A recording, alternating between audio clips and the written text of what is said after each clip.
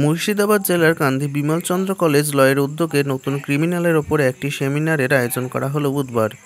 এই দিন এই সেমিনারে আইপিসি, সিআরপিসির পরিবর্তে বিএনএস, বিএনএসএস এবং এভিডেন্স অ্যাক্ট নিয়ে আলোচনা করা হয় এবং এই পরিবর্তনের তাৎপর্য তুলে ধরা হয়।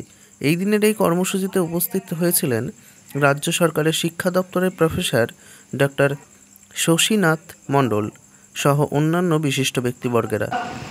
The initiative is student. To grace this occasion with his presence, but to this event and make it even more special. Specific changes. Let's have a discussion first because we're the law student now. We all are law students, including myself.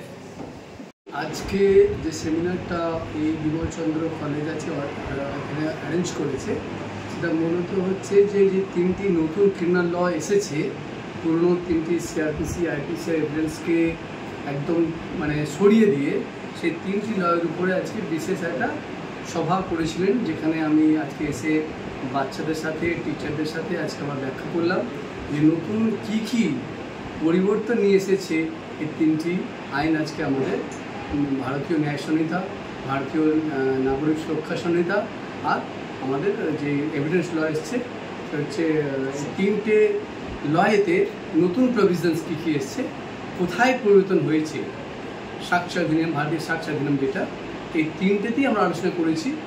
আমার বিশ্বাস যে এই প্রোগ্রামের দ্বারা ছাত্রছাত্রীরা অনেক লাভবান হবে, জানতে পারবে যে কীভাবে পরিবর্তন এসেছে, কেন এসেছে এবং কী এসেছে। এই লাভটা আজকে বাচ্চাদের এখান থেকে অবশ্যই হবে এই কলেজের এই ইনিশিয়েটিভের দ্বারা।